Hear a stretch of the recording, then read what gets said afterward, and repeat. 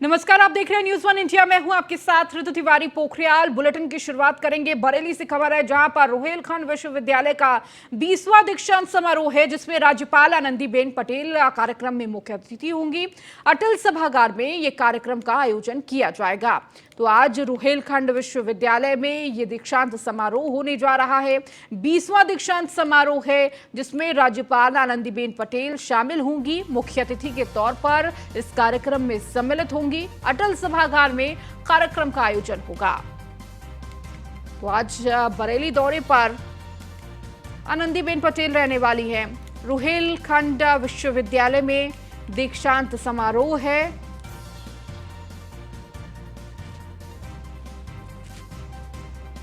तो 20वां दीक्षांत समारोह, जिसमें मुख्य अतिथि के तौर पर राज्यपाल आनंदीबेन पटेल इस कार्यक्रम में सम्मिलित होंगी।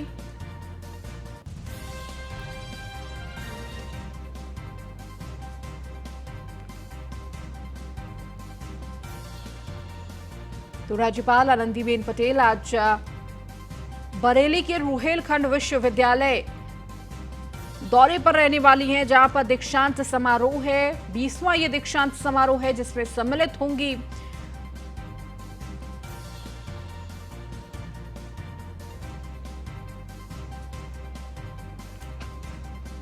और ज्यादा जानकारी के साथ अयाज खान हमारे संवाददाता हमारे साथ जुड़ चुके हैं। अयाज, आज राज्यपाल आनंदीबेन पटेल रुहेलखंड विश्वविद्यालय पहुंच रही हैं, दीक्षांत समारोह में सम्मिलित होंगी। क्या कुछ पूरा कार्यक्रम रहने वाला है? जी, आनंदीबेन पटेल बरेली के रोहिलखंड कॉलेज में पहुंच रही हैं। एमजेपी यूनिवर्सिटी है, यहाँ पे 20वां दीक्षांत समारोह है। इसमें हर साल पिछले कुछ सालों से नहीं पहुंची थी कोरोना की वजह से। फिलहाल अब पहुंच के इसे संबोधित करेंगी। यहाँ कुछ ना कुछ रंगारंग कार्यक्रम कुछ ऐसे होने जा रहे हैं जिसको लेकर छात्र पूरी तरीके से तैयार हैं। उसको लेकर के अब ये देखना होगा। कुछ ही देर में आनंदीबेन पटेल पहुंचने वाली हैं। यहाँ पे केंद्रीय मंत्री संतोष गंगवार सहित कई ऐसे नेता यहाँ पहले पहुंच चुके हैं। उसको लेकर तैयारियां कर रहे हैं, उनके इंतजार में हैं। यहाँ पे हमने कई बार इससे पहले भी बात हुई है। उन्होंने कहा है, हालांकि हमारी कप्तान से बात हुई तो उन्होंने कहा पूरी तैयारी है, सुरक्षा व्यवस्था को लेकर के खास तैयारियां हैं। अब ये देखना होगा कितनी देर और लगती है। यहाँ से केवल इंतजार है, कुछ ही क्षणों में यहाँ पहुंचने वाली हैं। फिलहाल कई ऐसे कार्यक्रम होंगे जिसमें अब ये देखना होगा किस तरीके से वो लोगों को संबोधित करेंगी, छात्रों को किस तरीके से प्रेरित करेंगे आगे के लिए, शिक्षा के लिए क्या क्या उसमें अहम होने वाला है। ये कुछ ही देर में हम आपको बताने की कोशिश करेंगे। अयाज, इसके साथ ही साथ कितने बजे ये पूरा कार्यक्रम रहने वाला है? और इस कार्यक्रम के साथ साथ क्या बरेली दौरे पर भी राज्यपाल आनंदीबेन पटेल रह सकती है? जी बिल्कुल, यहाँ 11 बजे पहुंचने का उनका टाइम था, लेकिन कुछ वजह से वो लेट हो चुकी हैं। लगभग कुछ ही देर में यहाँ पहुंचने वाली हैं। यहाँ लंच भी साथ में करेंगे। यहाँ पे कई ऐसी सभागार हैं, उसमें बैठ करके मीटिंग करेंगी, शिक्षकों से बात करेंगी, किस तरीके की परेशानी आ रही है यूनिवर्सिटी में, किस तरीके के क्या क्या पूरी तरीके से उनसे बात करने की संभावना है। अब ये देखना होगा किस तरीके की क्या बात होगी। फिलहाल कुछ ही देर में वो यहाँ पहुंचने वाली हैं। पूरी तरीके से तैयारियां हो चुकी हैं। छात्र अपनी यहाँ तैयारियां कर रहे हैं। कुछ ऐसे कार्यक्रम हैं जो छात्र उन्हें पेश करेंगे। कई नेता मंत्री पहले से यहाँ पहुंच चुके हैं। मंच पूरी तरीके से तैयार है। अब ये देखना होगा कितनी देर अभी और लगती है। फिलहाल उनकी तैयारियां पूरी यहाँ हो चुकी है, उनका इंतजार किया जाएगा। ठीक है अयाज, बहुत बहुत शुक्रिया इस जानकारी को देने के लिए। बढ़ेंगे आगे। सीएम योगी आदित्यनाथ का आज कार्यक्रम मुख्यमंत्री फेलोशिप प्रोग्राम में शोधार्थियों से संवाद का कार्यक्रम उनका रहने वाला है। 100 आकांक्षात्मक विकास खंडों के शोधार्थियों से संवाद करेंगे। तो शाम 4 बजे 5 के लिए सीएम आवास पर यह पूरा कार्यक्रम रहने वाला है। तो सीएम योगी आदित्यनाथ आज शोधार्थियों से संवाद करते हुए नजर आएंगे। तो मुख्यमंत्री फेलोशिप प्रोग्राम में शोधार्थियों से संवाद करेंगे। तो 100 आकांक्षात्मक विकास खंडों के शोधार्थियों से ये संवाद रहने वाला है। करीब शाम 4 बजे ये पूरा कार्यक्रम है। 5 केडी सीएम आवास पर इस कार्यक्रम का आयोजन होगा।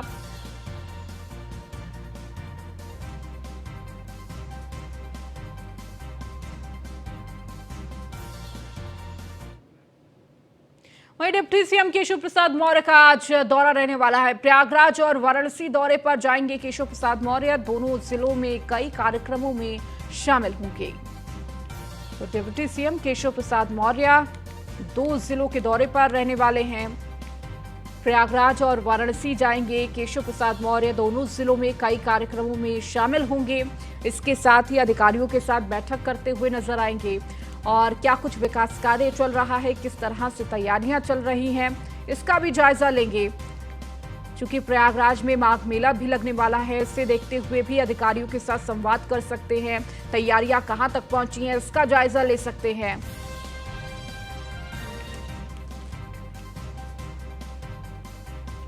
तो डिप्टी सीएम केशव प्रसाद मौर्य आज वाराणसी और प्रयागराज दौरे पर रहने वाले हैं।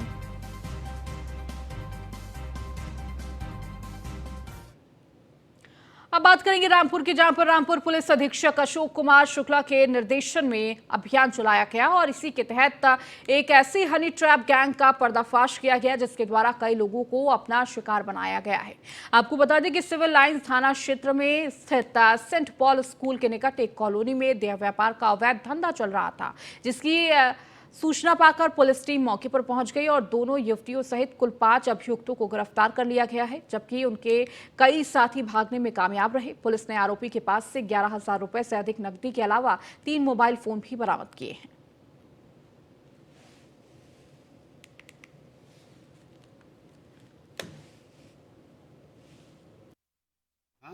लड़कियों का जो आपको बुलाता है, सेक्स का आमंत्रण देता है, आपको बुलाता है, फिर वो मतलब अनैतिक सेक्स का पैसा लेता है आपसे।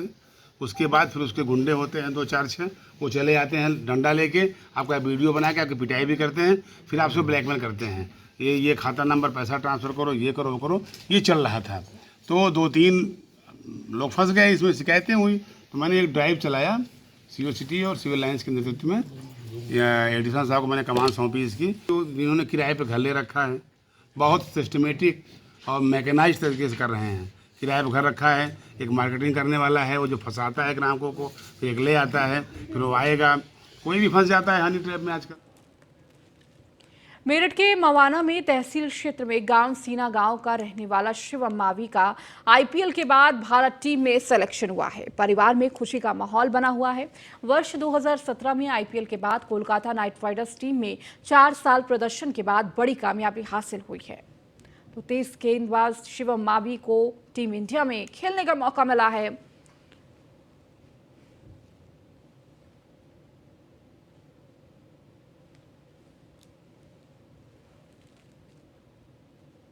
मैनपुरी पुलिस को एक बार फिर से बड़ी सफलता हाथ लगी है। पुलिस ने मुठभेड़ के दौरान 50,000 के इनामी अपराधी को गिरफ्तार कर लिया है। बदमाश के पैर में गोली लगने से घायल हुआ। आपको बता दें, देर रात बिछवा पुलिस वाहन चेकिंग कर रही थी और इसी बीच शातिर अपराधी ने पुलिस पर तमंचे से फायर कर दिया। बचाव करते हुए पुलिस ने भी जवाबी फायरिंग की, जिससे पैर में गोली लगने से निजाम घायल हो गया। फिलहाल मौके पर एसपी सहित भारी पुलिस बल पहुंची है। तो पुलिस ने बदमाश के पास से एक तमंचा, कारतूस और एक मोटरसाइकिल बरामद की है।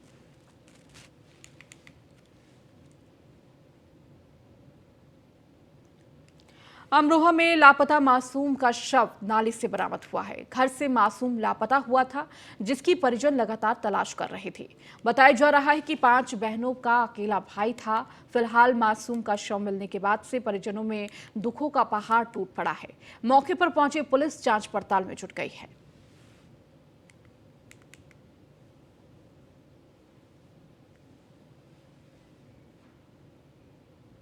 अलीगढ़ में अतरौली में ट्रक ने बाइक सवार 2 लोगों को जोरदार टक्कर मारी। सड़क हादसे में दोनों युवक की मौके पर ही दर्दनाक मौत हो गई। ट्रक चालक मौके से फरार हुआ। फिलहाल सूचना पर पहुंचे पुलिस दोनों शवों को कब्जे में लेकर पोस्टमार्टम के लिए भेज दिया है।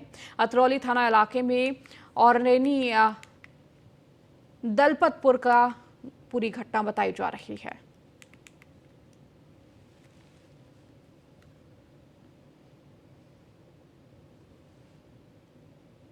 आगरा के सदर थाना क्षेत्र में कैंटोनमेंट इलाके में नर्सरी में पेड़ पौधे बेचकर अपने परिवार का भरण पोषण करने वाला शख्स माता प्रसाद कुशवाहा अब कैंटोनमेंट विभाग के अधिकारियों की दबंगई का शिकार हो गया है।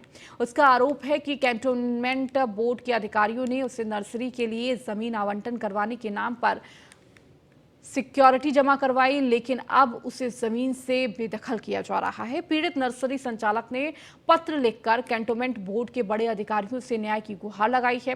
फिर भी कैंटोनमेंट विभाग के अधिकारियों ने अभी तक शिकायत पर कोई संज्ञान नहीं लिया।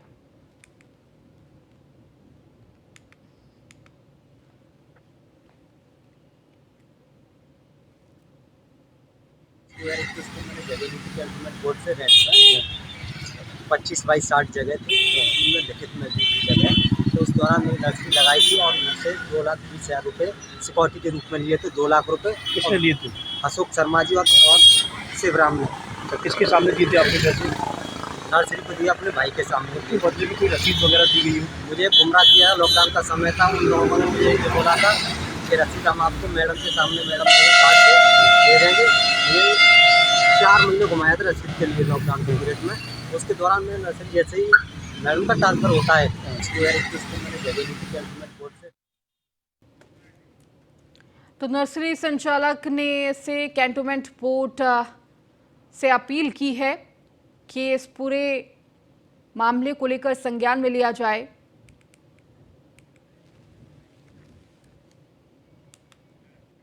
चलिए अब खबरों में आगे बढ़ेंगे। बात अलीगढ़ की करेंगे, जहां पर विद्युत विभाग के जेई ने फांसी लगाकर आत्महत्या कर ली है। जुलाली विद्युत सब स्टेशन के जेई ने यह आत्महत्या की है। क्वारसी थाना इलाके के निधिवन कॉलोनी का यह पूरा मामला है।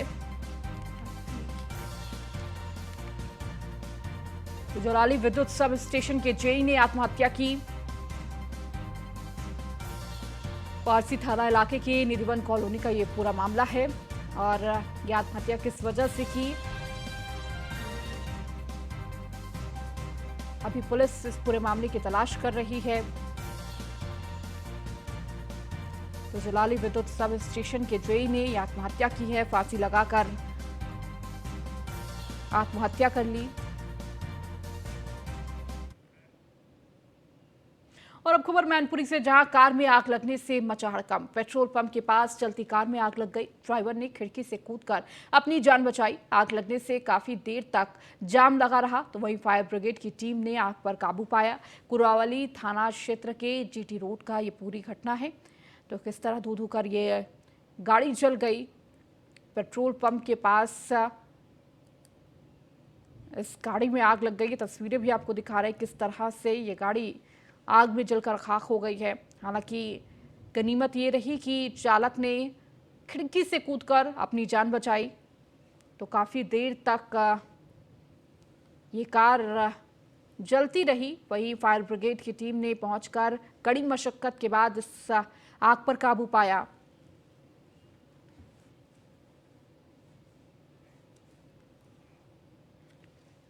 अलीगढ़ में पुरानी रंजिश के चलते युवक को गोली मारी गई, जिसमें युवक गंभीर रूप से घायल हो गया। घायल युवक को जेएन मेडिकल कॉलेज में भर्ती कराया गया है। पीड़ित परिजनों ने लगाया आरोप, 1 महीने पहले भी आरोपी पक्ष जानलेवा हमला कर चुका है। पिछली घटना के बाद थाना पुलिस ने आरोपी के खिलाफ कोई कार्रवाई नहीं की थी। आपको बता दें, थाना पुलिस के ढीले रवैये को देखकर आला अधिकारी नाराज हैं। तो पुरानी रंजिश के चलते युवक को गोली मारी गई। तो युवक पर पहले भी आरोपी ने हमला किया है और इसकी तहरीर भी लगातार परिजनों ने दी थी, लेकिन इसके बावजूद पुलिस की तरफ से कोई कार्रवाई नहीं की गई।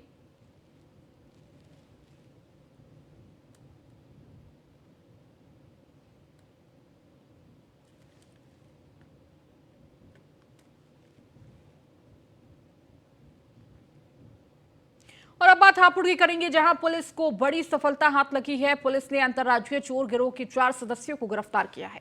वहीं चोरों के पास से हाई टेंशन बिजली की लाइन का 2 कुंतल तार बरामद हुआ है। बताया जा रहा है कि बदमाश जंगलों में रेकी कर रात के अंधेरे में घटना को अंजाम देते थे, जिसके बाद पुलिस लगातार इनकी तलाश कर रही थी और 4 चोरों को इस दौरान गिरफ्तार किया।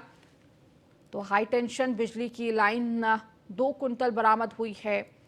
तो ये 4 चोरों की गिरफ्तारी हुई।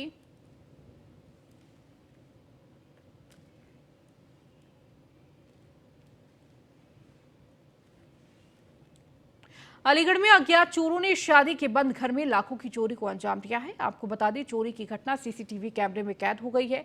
पीड़ित परिवार ने सीसीटीवी कैमरे की फुटेज के साथ पुलिस को लिखित में शिकायत दी है। बताया जा रहा है कि करीब 10 लाख रुपए के माल पर चोरों ने हाथ साफ किया है। फिलहाल पुलिस मामले की जांच पड़ताल में जुटी है।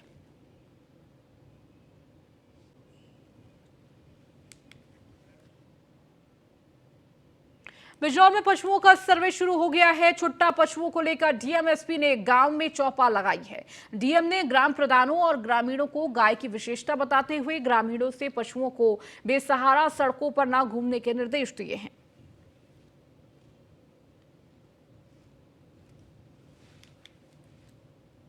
मेरठ में बढ़ते प्रदूषण को लेकर आम जनता परेशान हो रही है। जहरीली हवाओं के कारण लोगों का सांस लेना मुश्किल हो गया है, तो वहीं आंखों में काफी तकलीफों का सामना भी करना पड़ रहा है।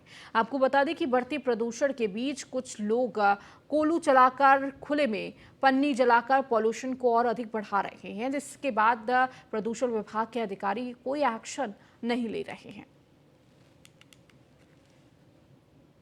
गोंडा में भांग की दुकान से चिप्पड़ का कारोबार देखने को मिला है। पाली बैग में पैक कर चिप्पड़ बेची जा रही है।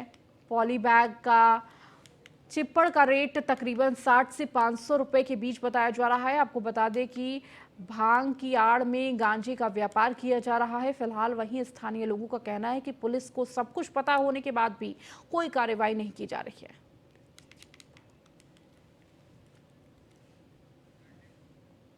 तो भांग की आड़ में गांजे का व्यापार किया जा रहा है और लगातार इसकी शिकायतें भी पुलिस से की जा रही थी, लेकिन पुलिस की तरफ से भी कोई कार्रवाई नहीं की जा रही है। तो आंख मूंदे पुलिस प्रशासन बैठा हुआ है। तो लगातार खुले में भांग की आड़ में गांजा बेचा जा रहा है और ये व्यापार लगातार फल फूल रहा है।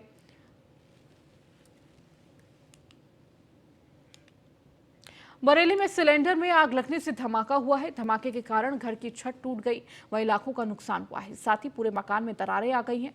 फिलहाल फायर ब्रिगेड ने पहुंचकर आग पर काबू पा लिया है। बरादरी थाना क्षेत्र के सैलानी की घटना बताई जा रही है।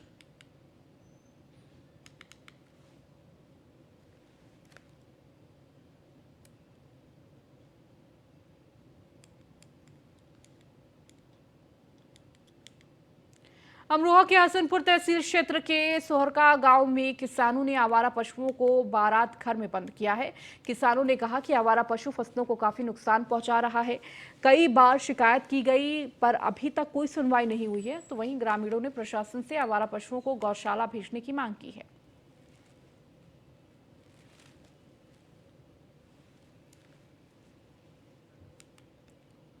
जौनपुर में 2 बाइक सवार बदमाशों ने फल की दुकान को बम से उड़ाने की कोशिश की। आपको बता दें, बदमाशों द्वारा फल की दुकान में बम रखकर उड़ाने की वीडियो सीसीटीवी कैमरे में कैद हुआ है। वहीं बताया जा रहा है कि 2 दिन पहले फल खरीदने के विवाद को लेकर बदमाशों ने दुकान को बम से उड़ा देने की धमकी दी थी। फिलहाल मौके पर पहुंची पुलिस सीसीटीवी कैमरे के आधार पर अपराधियों की धरपकड़ में जुट गई है। 3-4 दिन पहले एक लोग से हमारा झगड़ा हुआ। मान लिए पैसा नहीं दे रहे थे। तो हमने कहा सर पैसा दीजिए, तो वो गाली वाली देने लगे। उनको गुस्सा लगा, हम ढकेल दिए। मारना 2 लोग थे और दोनों लोग हमको मारे भी। उसके बाद भी सब लोग छुड़ाए हटाए। यहाँ के लोग माफी मांगे, जाने दीजिए, जाने कहने नहीं, कट्टा लाएंगे, पिस्टल लाएंगे, उड़ा देंगे, बम से उड़ा देंगे, तुम्हारा दुकान उड़ा देंगे, तुमको उड़ा देंगे, यही सब कह रहे थे। हाँ सर, एक बम मिला है। चलिए, इस बुलेटिन में फिलहाल इतना ही। बने रहिए न्यूज़ 1 इंडिया के साथ।